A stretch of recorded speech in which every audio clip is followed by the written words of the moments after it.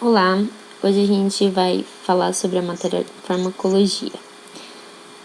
Dentro da farmacologia a gente vai ver a introdução farmacológica, que é a ciência que estuda a história, propriedades físicas, efeitos biológicos e fisiológicos dos fármacos. O que seria? A farmacologia vem da origem grego, fármacos, que significa droga, medicamento, e logos, que é o estudo. Então, seria o estudo do medicamento ou o estudo da droga. Bom, para a gente começar, a gente vai falar diretamente sobre farmacocinética. Farmacocinética, que é a droga, ou fármaco ou medicamento, que é onde a gente vai realizar as vias de administração. Com isso, com as vias de administração sendo ou ela parenteral ou via interal, a gente vai ter a absorção desses fármacos, por onde eles vão agir. Após ele ser atingido ou absorvido pelo estômago ou pelo fígado, ele vai ter uma distribuição. Essa distribuição vai ser sintetizada o fármaco dentro do estômago. As propriedades do medicamento vão atravessar a parede do intestino, chegando até o fígado ou o órgão desejado, que é o efeito daquele medicamento. A biotransformação, que é onde vai ocorrer a metabolização desses fármacos. Então, muitos fármacos são transformados no organismo por ação enzimática. Essa transformação pode se constituir em degradação, que seria oxidação, redução ou hidrólise, ou em síntese de novas substâncias, que seria a conjugação. Como resultado, temos a inativação completa ou parcial dos efeitos farmacológicos. Então, esses efeitos farmacológicos, eles influenciam muito na biotransformação, que seria a inibição e a indução enzimática, a idade, o sexo, a espécie e patologias, tolerância à farmacológica, uso de outras drogas. Então, isso vai muito influenciar a biotransformação no processo do fármaco. Agora, a próxima etapa vai ser a excreção ou eliminação. O fármaco é eliminado do organismo por meio de um órgão excretor. Então, os principais órgãos excretores são os rins e o fígado, mas também são excretados pelas fezes. Então, nem sempre ele vai ser excretado pela urina, e também pode ser excretado pelas fezes. A farmacodinâmica, ela vai estar relacionada ao organismo, vai estar relacionada ao local de ação, vai estar também o mecanismo de ação e até chegar aos seus efeitos. Bom, então o fármaco, para ele agir, ele deve chegar ao local do sítio de ação em concentrações adequadas e interagir com os mecanismos fisiológicos de interesse. Bom, os princípios que a farmacodinâmica constitui na ação da droga ou do fármaco ou medicamento que apresenta no organismo, sendo como seu princípio básico, a droga deve se ligar a um constituinte celular, que seria uma proteína-alvo, para produzir uma resposta farmacológica. Então, essas proteínas-alvos são proteínas para a ligação da droga, sendo elas 4 tipos que participam como alvo primário para a ligação com a droga: enzimas, moléculas transportadoras, canais iônicos e receptores. Então, o termo receptor é usado para interação de tipo regulador fisiológico, que aumenta ou inibe a resposta daquele fármaco. A potência, que é a resposta da droga, depende de 2 parâmetros: a afinidade da droga dos seus receptores e da eficácia. Então, o efeito, ou seja, a resposta, vem do agrupamento, reconhecimento, ligante e receptor, como chave e fechadura. Muito na faculdade se usa muito esse termo, a chave e a fechadura, que é onde o receptor vai se ligar. Então, essa junção do fármaco com o receptor gera uma resposta biológica. As vias de administração, que ela estuda a maneira como o medicamento entra em contato com o organismo, que é onde vai ser a sua porta de entrada. Então, a gente pode administrar pela via oral, retal, sublingual, injetável, dermatológica, nasal, oftálmica, entre outras.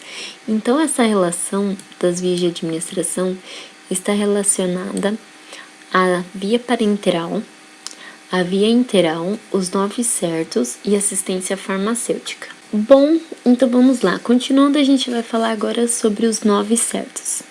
Então, para fazer corretamente o procedimento do protocolo de segurança de vias de administração medicamentosa, a gente segue pelos 9 certos, que seria o princípio, o paciente certo. Então, na parte do paciente certo, a gente tem que prestar muita atenção e utiliza 2 identificadores, que seria o nome do paciente e a data de nascimento dele. Questionar ao paciente, confirmar com a pulseira de identificação que ele está no leito, verificar se o nome corresponde ao nome identificado no leito, ver e identificar no prontuário se é o mesmo, se na prescrição médica está com o nome do mesmo paciente. O segundo seria o medicamento certo. Na parte do medicamento certo, conferir se o nome do medicamento tem em mãos, que está relacionado na prescrição, antes de administrar ele, conferir se o nome do medicamento com a prescrição, como eu tinha falado, averiguar as alergias, ver se o paciente não tem nenhuma alergia ao medicamento. Então, isso tem que analisar, ver no prontuário, tudinho, porque isso influencia muito. Logo a gente vai começar sobre a via certa, que seria verificar se a via da administração prescrita é a via tecnicamente recomendada para administrar determinado medicamento, verificar se o difluente ou o volume foi prescrito correto, analisar se o medicamento tem compatibilidade com a via prescrita, identificar a via na embalagem, que sempre vem. Então, são fatores que influenciam muito. O próximo, o quarto, seria a hora certa, que hora que o paciente deve tomar esse medicamento. Então, a medicação deve ser preparada na hora da administração, de preferência à beira-leito, na frente do leito ou do lado do leito. Em caso de medicações administradas após algum tempo de preparo, devemos atender um período de estabilidade e também uma forma de armazenamento correto para não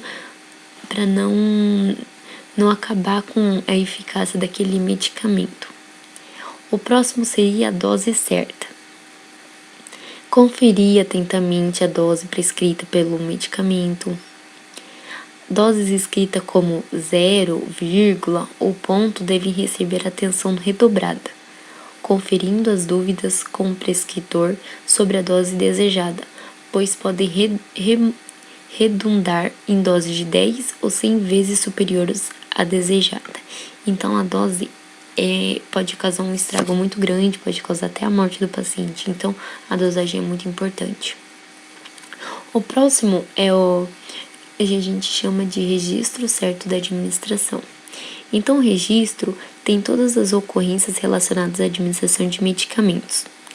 É importante instrumento para garantir a segurança do paciente na continuidade dos cuidados. Então, a gente vai seguindo pelo sétimo, que seria a orientação correta. Então, a orientação correta é tanto o profissional quanto ao paciente. Então, qualquer dúvida que deve ser esclarecida antes da administração de medicamentos deve falar para o paciente, sempre antes. Então, o próximo passo seria a forma certa. Então, a forma certa é chegar se o medicamento a ser administrado possui a forma farmacêutica e via de administração prescrita. Checar de forma farmacêutica e a via de administração prescrita estão apropriadas à condição clínica do paciente, por exemplo, se o nível de consciência permite a administração do medicamento por via oral. Então, tudo isso para chegar na resposta certa. O nono certo seria a resposta certa.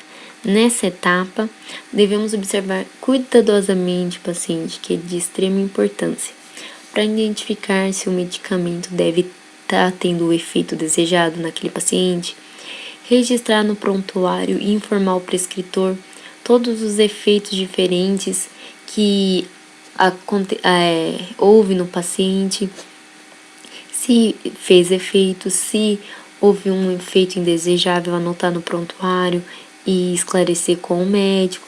Então, tudo isso faz parte para ter uma boa administração de medicamento. Diferença, as vantagens e as desvantagens. Então, vocês sabem que a via parenteral, ela é administrada por drogas ou fármacos ou nutrientes ou qualquer tipo que não seja administrada em via oral e intestinal. Qual que é a vantagem da via parenteral? Ela tem maior rapidez no início dos efeitos, ela tem biodisponibilidade, útil em casos de vômito e diarreia. As desvantagens da parenteral é que ele é muito invasivo. Se você não tem o conhecimento técnico, tem que ter muito cuidado e muita atenção e sempre estar do lado de um responsável já formado, tem muita tonicidade. Então, tudo isso a pessoa tem que saber, um profissional da saúde tem que saber.